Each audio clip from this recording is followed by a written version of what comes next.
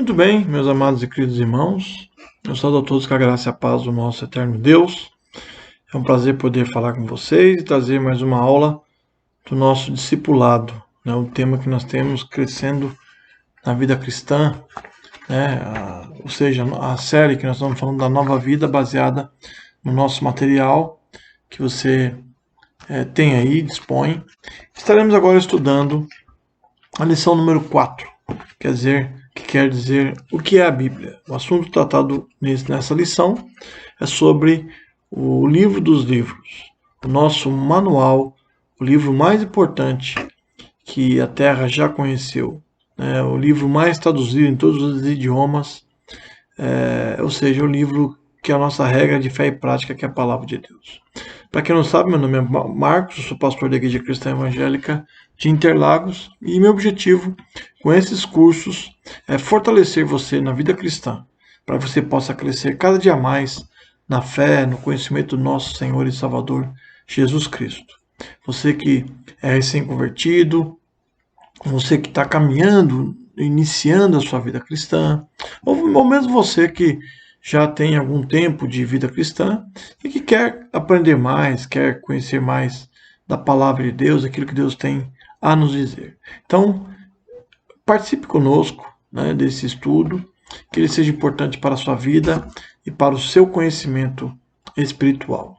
Vamos fazer uma oração acima de tudo, depois estaremos assim dando continuidade ao nosso estudo neste dia. Oremos ao Senhor. Ó Pai, bondoso Deus, eterno Salvador, nós aqui estamos para te louvar, para te agradecer, para te bendizer, ó Pai, porque o Senhor é maravilhoso e a tua graça nos alcançou. Estamos aqui para estudar a tua palavra, que é viva e é eficaz.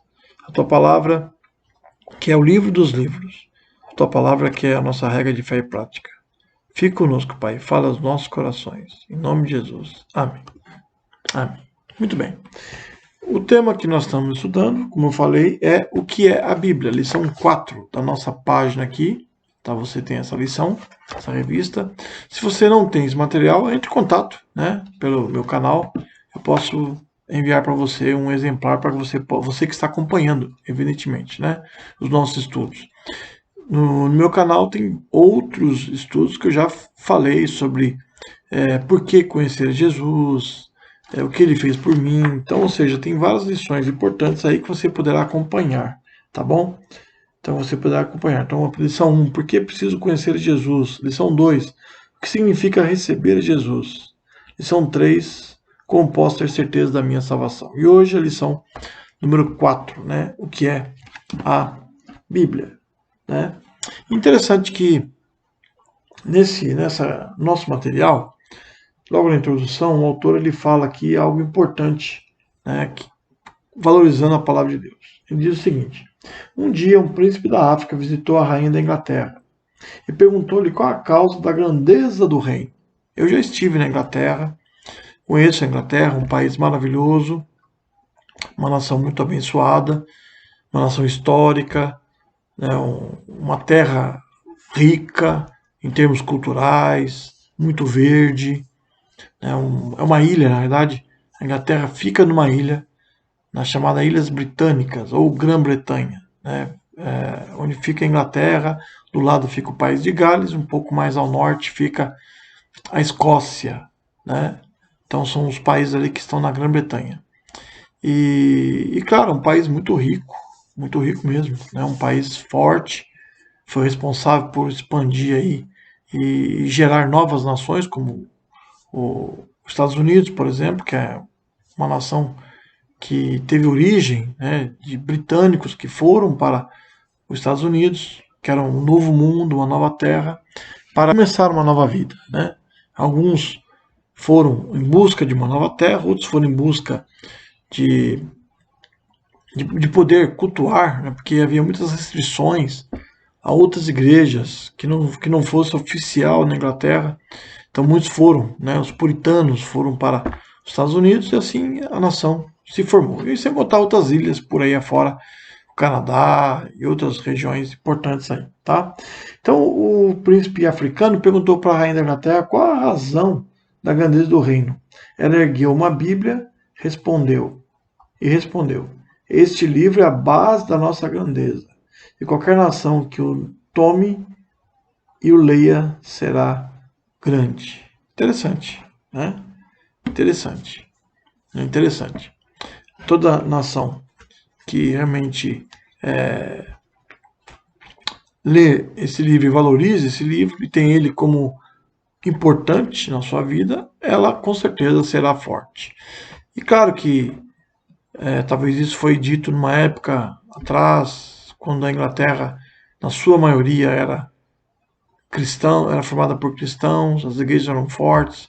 A Inglaterra foi palco, né, de muitos avivamentos espirituais. A Inglaterra foi realmente uma nação que enviou missionários para o campo. Grandes homens surgiram, né, grandes homens, servos de Deus, nasceram na Inglaterra, foram, né, importantes no país de Gales também, na Escócia, né, nós temos aí vários, né, como Cranmer na Inglaterra, como John Knox na, na Escócia, né, como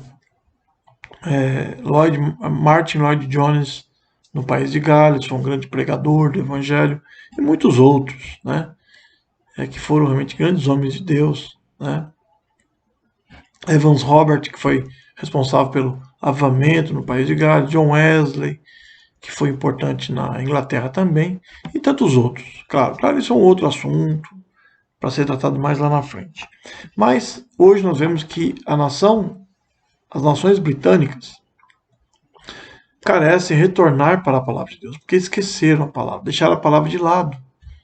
Muitas pessoas lá nem querem saber mais da Bíblia. Se você vai num lugar onde vende livros usados, eu fui lá e fui comprar uma Bíblia, me deram uma Bíblia. Bíblias não vendiam, né? Porque é um produto que muitos não querem, não se importam, né? E isso também está acontecendo no Brasil, porque muitos crentes não estão lendo a Bíblia. Então você que está começando a sua vida cristã, saiba de uma coisa importante para o seu viver. A Bíblia é a palavra de Deus, a Bíblia é fundamental para o seu crescimento e fortalecimento espiritual. Salmo 33, versículo de número 12, diz o seguinte, vou ler para vocês, esse texto fala o seguinte: Feliz a nação cujo Deus é o Senhor, e o povo que ele escolheu para sua herança. Olha só que interessante, nós falamos agora a pergunta que o príncipe africano fez para a rainha da Inglaterra, e ela falou, ela ergueu a Bíblia, né? Falou assim, ó, esse livro é o livro dos livros, né? Então a nação que ler esse livro, viver esse livro, vai ser forte. Então, ou seja, se nós queremos que o nosso país seja transformado, seja um país diferente, melhor, mais justo, né, reto, né, é fundamental que ele tenha o Senhor, né? Tenha Deus como Senhor. Como nós vemos nesse texto. Feliz, né, é a nação. Bem-sucedida, feliz, bem-aventurada, né? A nação que tem Deus como Senhor. E como é que ele vai conseguir conhecer melhor esse Deus? Pela sua palavra. Né? Nós conhecemos a Deus pela Bíblia. Né? Pela Bíblia Sagrada. Deus se revelou nesse livro. Deus manifestou a sua vontade, o seu caráter, as suas obras, o seu amor, né? A sua justiça nesse livro. É nesse livro que você vai aprender como Deus criou o mundo. Está lá no livro de Gênesis, e outros textos falam que Deus é o Criador. Né? Nesse livro você vai aprender sobre o amor de Deus. Né? Apesar do homem ter sido criado perfeito e gozar de liberdade, né? De falar com Deus, acesso direto a Deus, ele pecou, escolheu pecar, mas Deus, pelo seu grande amor, enviou o seu Filho Jesus Cristo para morrer pelos nossos pecados. Né? Então, ou seja, é um Deus que mostra a sua retidão. A Bíblia está cheia de versículos, repleta de versículos, de mandamentos, para que nós possamos, como cristãos, praticar. E tudo isto, esses mandamentos, são fundamentados no caráter de Deus, na retidão de Deus. Então, meus amados irmãos, então é fundamental, né, você ter uma nação forte quando você tem uma nação que lê, que estuda a palavra de Deus. A rainha estava certa naquilo que ela, assim, bem falou, tá? O primeiro ponto da lição, antes desse ponto eu vou ler para vocês alguns versículos, tá? Que está no Salmo 119, tá? Salmo 119, abre lá na sua Bíblia, Salmo 119. Para você ter uma ideia, é um dos maiores capítulos da Bíblia. E o Salmo 119, ele é um capítulo inteiro falando e exaltando a importância da palavra de Deus. O capítulo inteiro fala da importância da palavra de Deus, tá? Então, 119, 105, que é um texto muito conhecido, diz o seguinte. Tem vários versículos, não vou ler todo o Salmo, porque eu sei que vai tomar muito tempo, né? Mas vamos focar naqueles que são os mais fundamentais, tá? Diz assim: lâmpada para os meus pés é a tua palavra e luz para os meus caminhos. Olha que interessante, lâmpada para os meus pés é a tua palavra e luz para os meus caminhos. Então, a Bíblia, ela é uma lâmpada, né?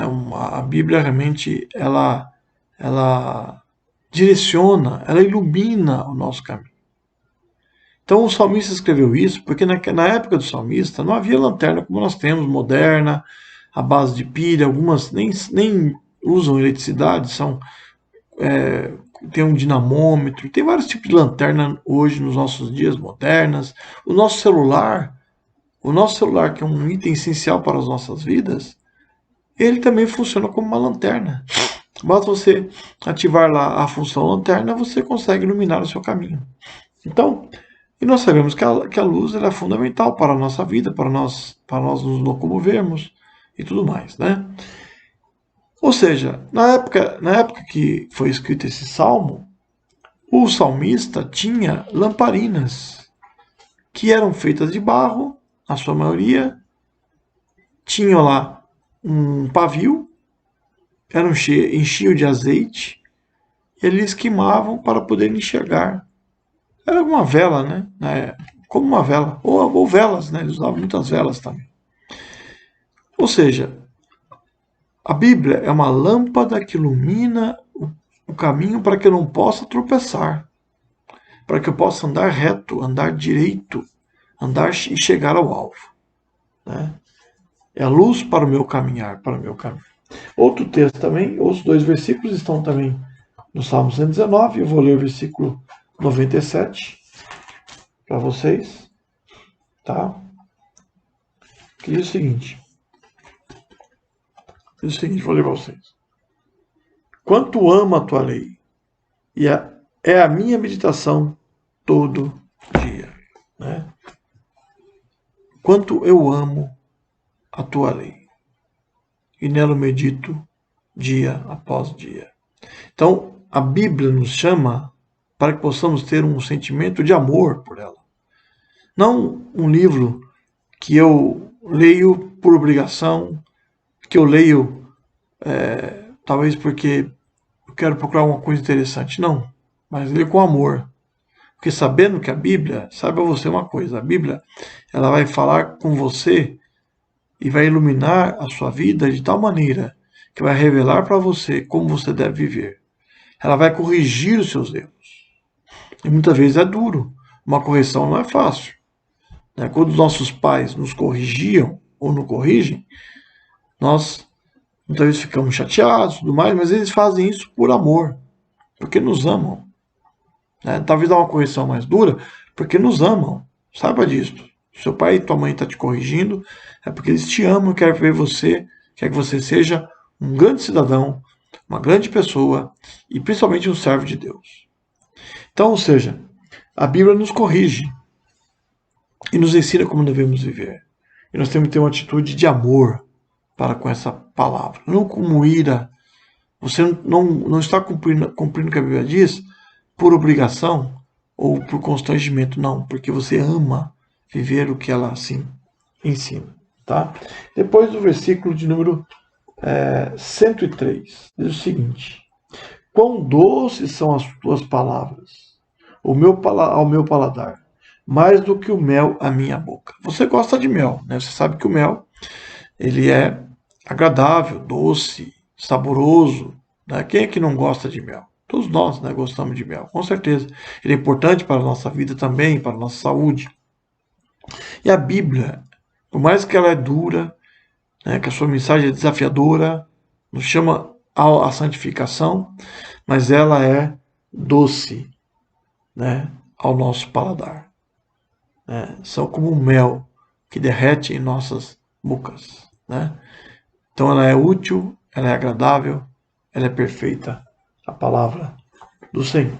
Né? Assim nós devemos louvar e exaltar ao nosso Deus. Tá?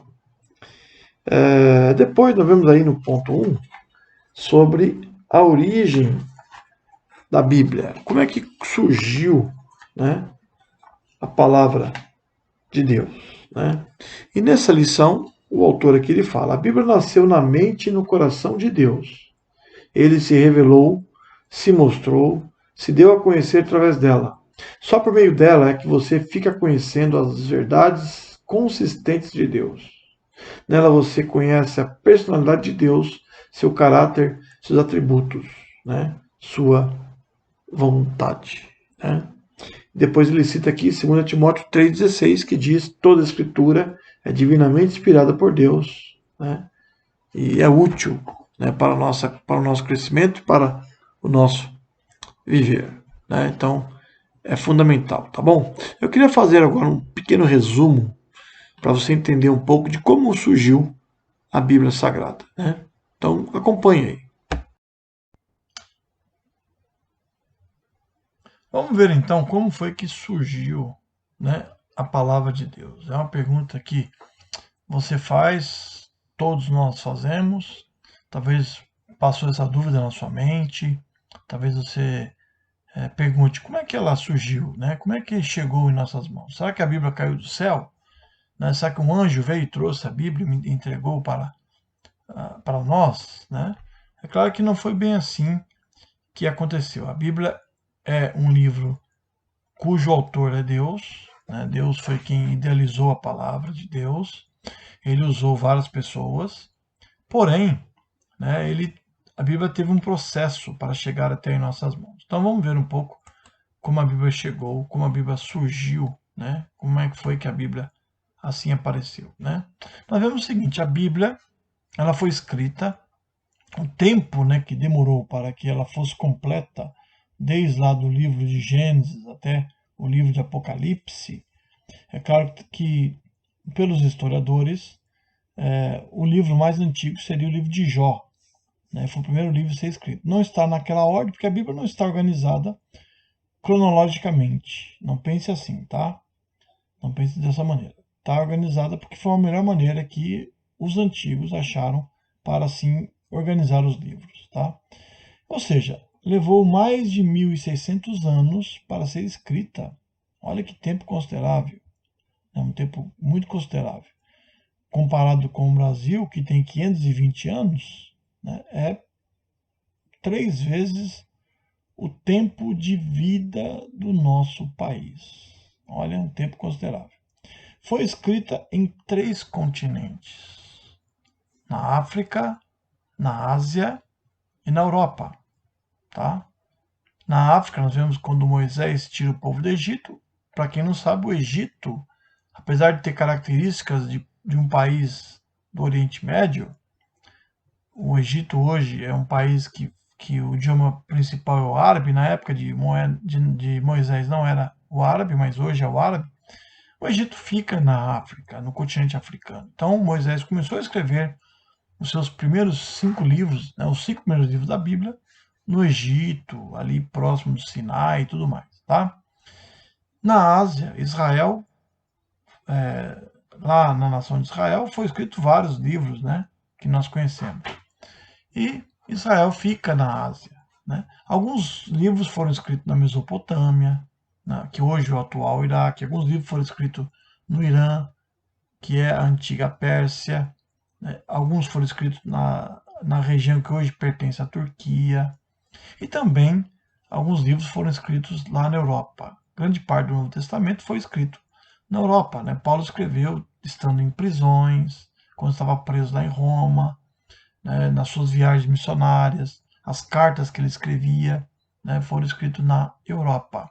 Tá bom? Interessante que Deus usou mais de 40 autores. 40 autores para escrever a palavra de Deus. 40 pessoas diferentes, que viveram em épocas diferentes.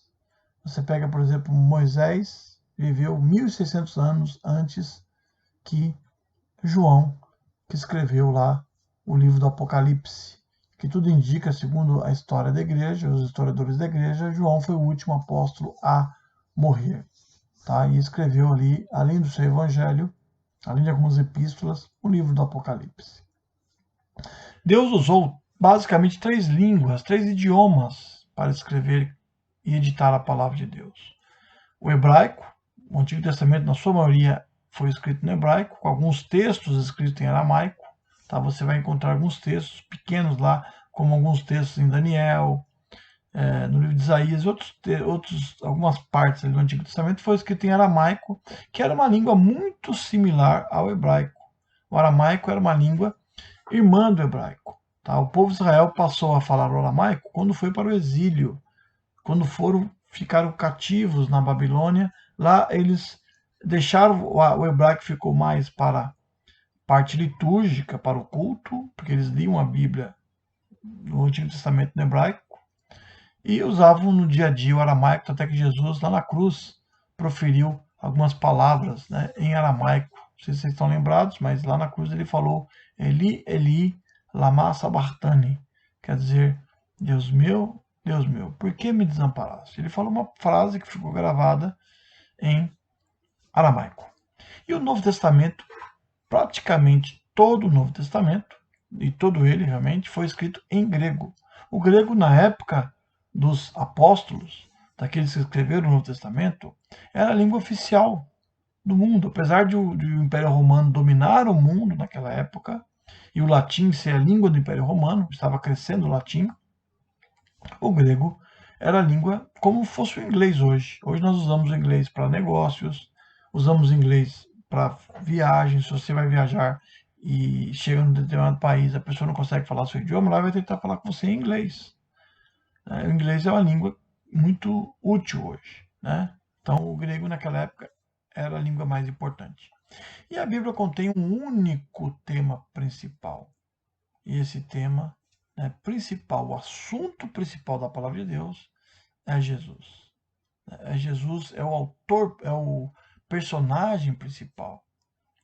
Nós vemos a Bíblia, ela conta uma história, do início ao fim, que é a história da salvação.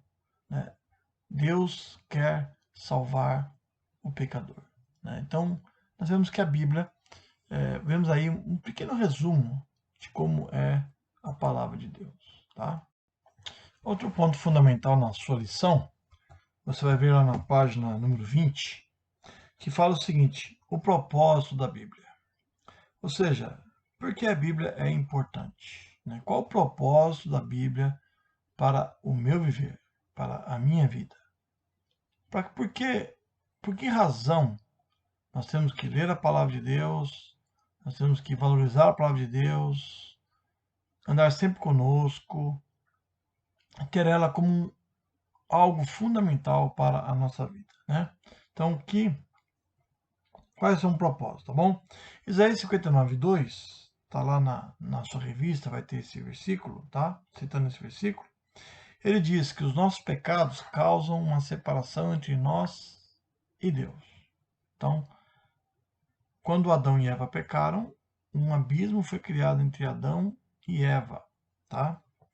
E para isso Deus, né, para resolver esse problema, Deus elabora um plano, e esse plano é enviar o seu único filho, Jesus Cristo, para morrer por nós, para morrer por mim e por você. Então Deus elaborou isso antes da fundação do mundo e isso está expresso na palavra de Deus. Nós vamos encontrar esse plano de Deus na sua palavra. É lá que vai dizer, que fala como foi que ele nasceu, por que ele nasceu, o apresenta como Salvador do mundo, como Deus, assim como o Pai e o Espírito Santo, tá? Então é importante isso. A Bíblia vai revelar sobre a obra de Deus, o amor de Deus, né, e o seu propósito em salvar a humanidade. E depois a gente vê aqui na revista, cita um versículo que é importante, está lá em 2 Timóteo 3,15, que diz, né, que as sagradas letras podem tornar-te sábio pela fé em Cristo Jesus, né? Ou seja, vamos ler esse texto, 2 Timóteo 3,15, você pode abrir lá na sua Bíblia. Diz assim o texto: e que desde a infância sabes as sagradas letras, que pode tornar-te sábio para a salvação pela fé em Cristo Jesus. Né? Então, qual o propósito da Bíblia? Nesse texto de Timóteo, nesse ponto você vai estudar e peço que você preencha esse campinho, né? Não esqueça de preencher. É fundamental você, quando ler esse texto, você preencher esses campos. Nesse campinho vai dizer qual o propósito da Bíblia. Esse texto de Timóteo, que nós acabamos de ler, capítulo 3, fala qual o propósito de Deus, tá? Então tem aí alguns propósitos. Primeiro, ela pode tornar-te sábio. A Bíblia tem poder para nos tornar sábio. Quanto mais eu leio a Bíblia, mais eu cresço em sabedoria. Se você quer ser uma pessoa sábia, quer ser uma pessoa bem-sucedida na escola, no seu trabalho, né, é fundamental ter sabedoria. Se você quer ser um profissional, é fundamental você ter sabedoria. Você realmente buscar em Deus sabedoria.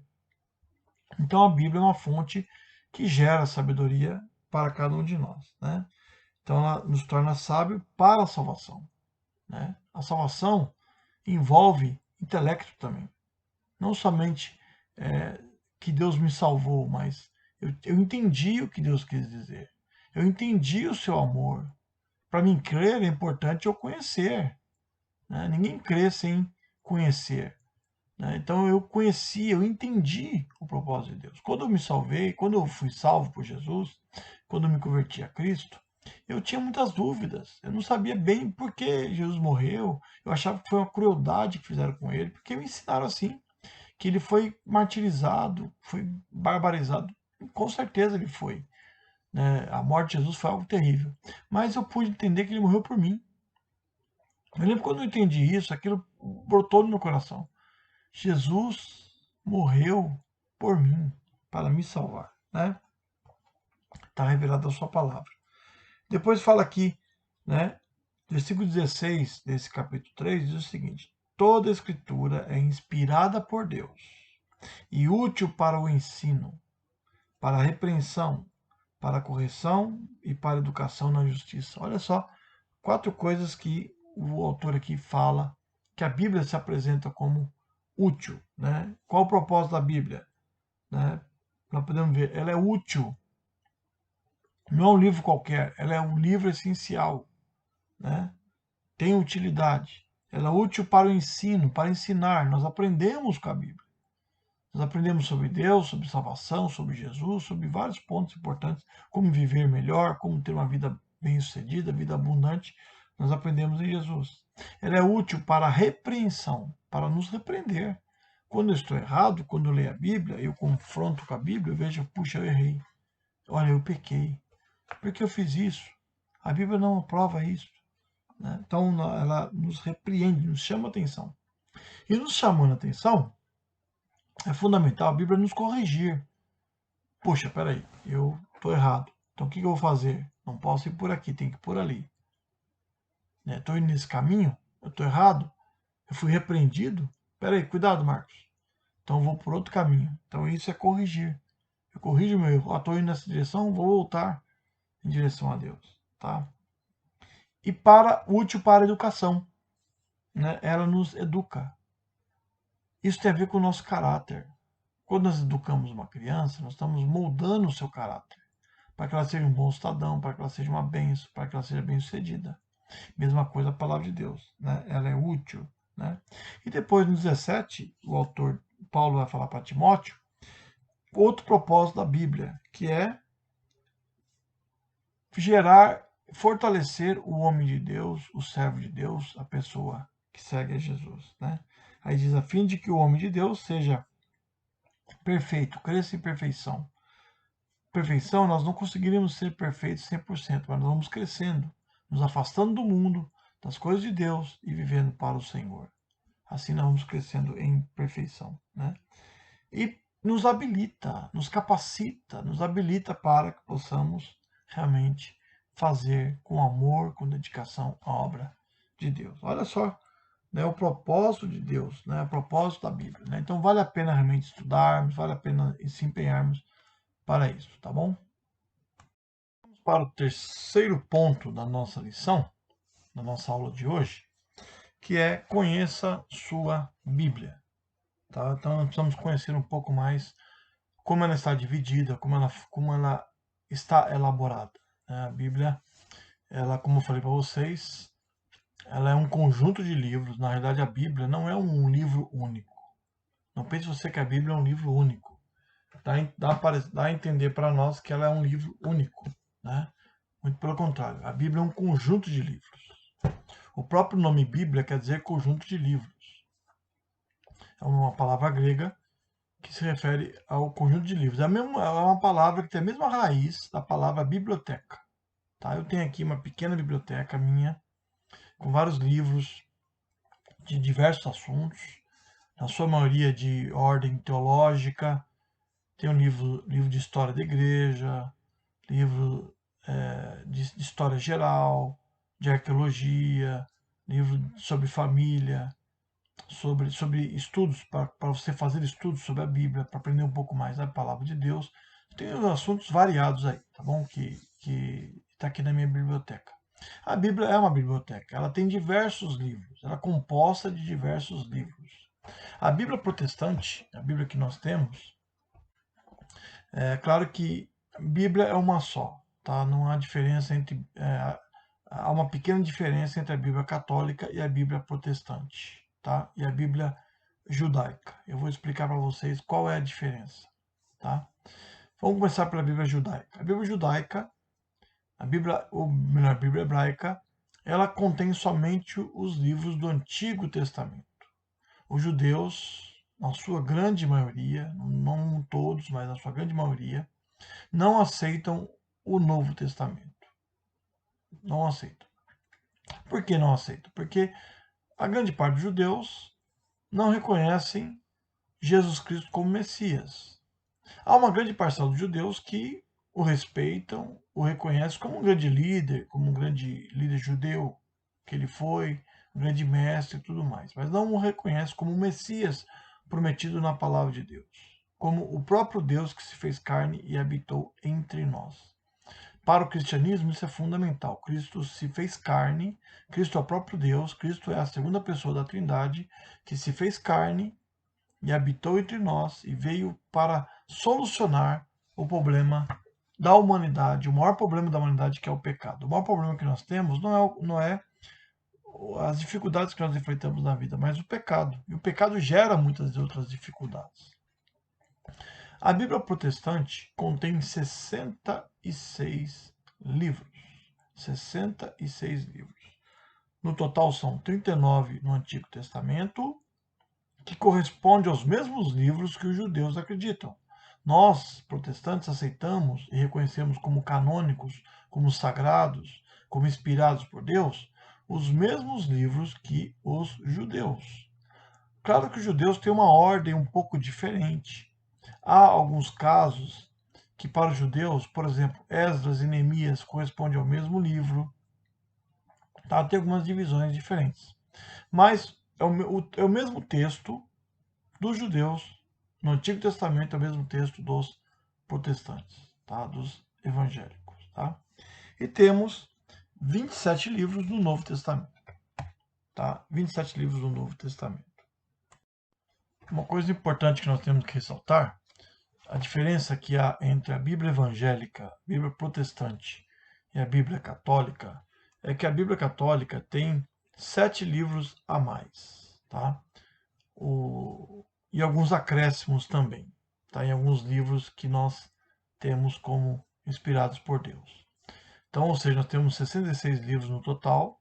A Bíblia Católica tem 7 livros a mais, que são Tobias, Judite, 1 Macabeus, 2 Macabeus, Baruque, Sabedoria e Eclesiástico. Além de alguns acréscimos aos livros de Esther, né, do capítulo 10, versículo 4 a 11, versículo 1, né, e o 16, versículo 24. E alguns acréscimos no livro de Daniel também, tá? Então, essa é a diferença que há entre a Bíblia Católica e a Bíblia Evangélica. Eles têm livros a mais, que para nós são chamados esses livros de apócrifos ou ocultos. Ou seja, são livros que para nós evangélicos e para os judeus também não aceitaram esses livros como inspirados por Deus. São livros que têm valor histórico. São livros que para nós não são sagrados, inspirados por Deus. Não tem a chancela do Espírito Santo, tá? São livros históricos. São livros importantes até para você ler, para você entender um período da história da igreja. Ou seja, quando o último livro do Antigo Testamento foi escrito, tá?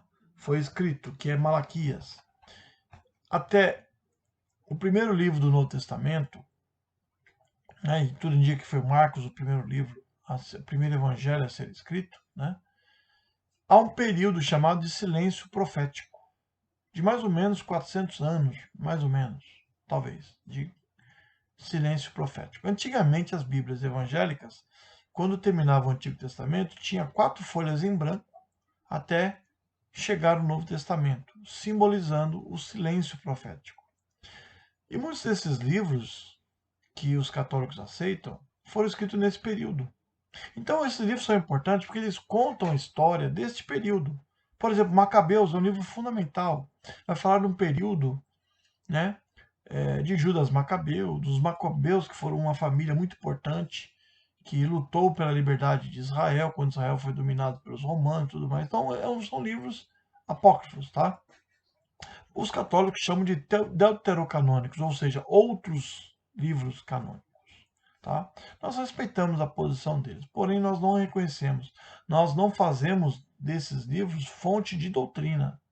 Tá? São livros históricos que você pode ler a título de conhecimento, de entender a história de Israel, até você conseguir interpretar partes da Bíblia. É importante sim, tá? É uma ferramenta útil, mas não para fazer dele, nesses livros, um fundamento doutrinário. Você não pode fazer, tá?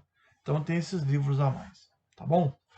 No nosso material você vai ver aí algumas tabelinhas, tá? Eu peço que você depois veja com calma, que mostra a divisão que nós temos, tá, dos livros da Bíblia, tá? Livros Pentateuco, livros históricos, livros poéticos, profetas maiores, profetas menores, a divisão que há no Novo Testamento, então que você possa ler com calma, tá, esse ponto e estar assim lendo, tá? Tem uma tarefa aqui que eu queria que você fizesse também, uma tarefa muito importante, que fala o seguinte, né, o autor da nossa revista, do nosso material, tá? Esse material aqui. Se você quiser esse material, eu posso mandar para você. Você que está assistindo essas aulas, né? Você pode, se você quiser, eu posso enviar. Você vai aprender muito sobre os fundamentos da fé cristã. O nosso curso que estamos fazendo, o curso de discipulado, ele visa fortalecer o cristão novo na fé nos seus primeiros passos, né? E como ele crescer na fé e no conhecimento da palavra de Deus, né? Conhecimento de Deus, tá? Então, tem uma tarefa ali, você ler o Salmo 119 e marcar, né? Marcar, relacionar os nomes que o salmista dá à palavra de Deus. Tem hora que ele chama de palavra de Deus, tem hora que ele chama de escritura sagrada, tem hora que ele chama a lei do Senhor. Então relacione lá os títulos que ele deu à palavra de Deus, tá? Então que você possa assim estar lendo e vendo esse ponto fundamental, conheça a sua Bíblia, tá bom? A Bíblia trata de 5 assuntos fundamentais. É claro que a Bíblia tem um personagem central que é Jesus, que está presente de Gênesis até Apocalipse. Ele é o centro da Bíblia. A Bíblia sem Jesus, ela perde o sentido, saiba disso. Se você tirar Jesus da Bíblia, a Bíblia perde o sentido. A Bíblia não tem razão. A Bíblia não tem ligação, tá? Então, ou seja, a Bíblia fala de alguns assuntos importantes. Primeiro, fala da criação, tá? A Bíblia fala da história de Israel. A Bíblia fala da vida e obra de Cristo, expressa no Novo Testamento, principalmente nos Evangelhos, no seu ministério, no livro de Atos e tudo mais, tá?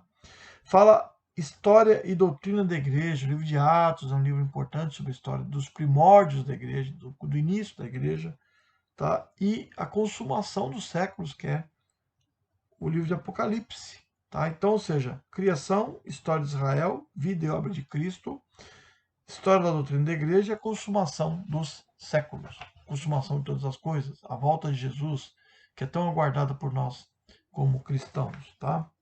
Então é importante isso, tá bom? Um versículo importante que eu queria deixar para vocês, o último versículo, está lá em Mateus 22, versículo 29. É um versículo que você tem aí cita aqui na revista, que é muito conhecido, que diz assim: errais não conhecendo as Escrituras, nem o poder de Deus. Então os homens erram, cometem erros, os homens cometem pecados gravíssimos porque desconhecem a palavra de Deus. É claro que a igreja cristã tem mais de 2000 anos de história. Muitos erros aconteceram nesse período, né? Com certeza, a igreja mandou pessoas para a fogueira, a igreja perseguiu pessoas, teve batalhas tristes, né? Por exemplo, há um período da história da igreja que alguns cavaleiros das cruzadas foram para Jerusalém, para dominar Jerusalém, tirar do poder dos muçulmanos, e mataram muitos muçulmanos. Coisas que a Bíblia não aprova. Isso deixou uma marca muito grande na vida dos muçulmanos. E saiba disso, você é muçulmano, está me assistindo, sabe de uma coisa, né? Que Deus te ama e Jesus te ama também. E que Jesus não mandou matar ninguém. Eles foram lá em nome de Cristo, claro, entre aspas, e fizeram uma atrocidade. Então, erraram por quê? Porque desconheceram a palavra de Deus. Porque Jesus ensinou a amar o próximo como nós mesmos, independente de quem ele é. Jesus Cristo falou assim: ame somente aqueles que é da sua religião. Não. Ame ao próximo como a ti mesmo. Né? Amar aquele que está mais próximo de você. Seja independente, até mesmo se ele é ateu, que não crê em Deus. Ame-o de todo o seu coração. Tá bom? Então, quanto mais nós conhecemos a Bíblia, mais nós crescemos em perfeição e crescemos em retidão, em santificação, não caindo em muitos erros que os homens cometem por aí, tá?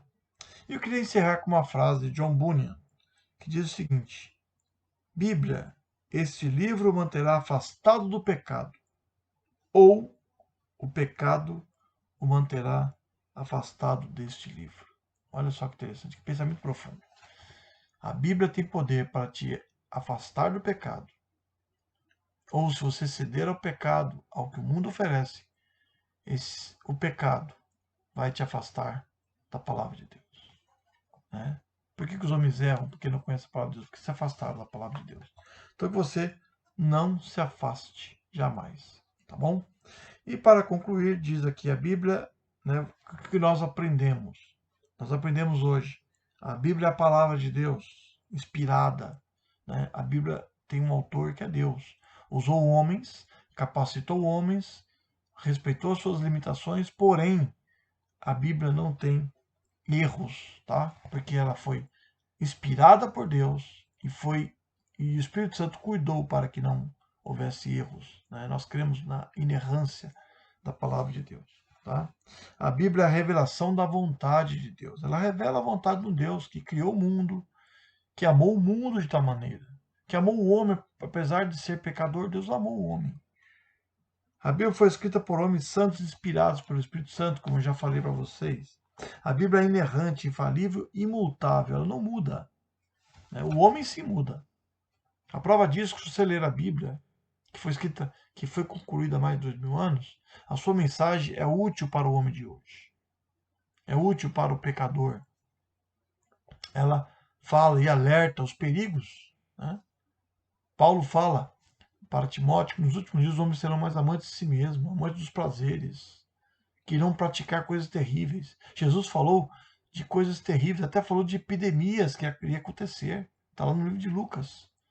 Então, ou seja, a Bíblia profetizou muitas coisas, né? E ela é atual para os nossos dias. A Bíblia leva o pecador à salvação e afasta-o do pecado. A Bíblia é composta de 66 livros divididos em Antigo e Novo Testamento. Isso nós aprendemos, tá bom? Que Deus te abençoe. Que Deus te dê força, que Deus te dê graça, que Deus te dê sabedoria, para que você possa aprender mais e mais a palavra de Deus, que ela possa ser a luz para o seu caminho, que ela possa ser uma fonte de sabedoria para a sua vida, tá bom? Que você possa, assim, crer mais e mais na palavra de Deus. Se você ainda não crê na palavra de Deus, procure lê-la, não como um mero livro, não com críticas, mas com o coração aberto, para ouvir o que ela tem a te dizer, porque a sua mensagem é viva e é eficaz. Amém? Nós estaremos estudando na próxima aula a lição 5, essa aqui, ó, como estudar a Bíblia. Então você aprendeu hoje o que é a Bíblia, qual o propósito da Bíblia, né? A origem, como originou a Bíblia, o propósito da Bíblia. Nós vimos aí como a Bíblia está dividida, né? Conhecendo um pouco mais a Bíblia, né? O seu propósito, a sua importância. E estaremos aprendendo na próxima lição como estudá-la, como poder aprofundar mais no conhecimento da palavra de Deus, tá bom? Vamos orar então, encerrando esse momento. E que Deus te abençoe mais e mais. Amém? Ó Pai, obrigado por esse instante. Obrigado por essa aula que estamos aqui concluindo. Que o Senhor possa usar esse material, esse recurso, para falar grandemente aos corações, para dar sabedoria aos homens. Cuida de nós, Senhor, e fortalece a nossa vida. E abençoa cada aluno que está participando dessas aulas e todos aqueles que estarão assistindo e acompanhando. Cuida de nós, em nome de Jesus. Amém. Amém.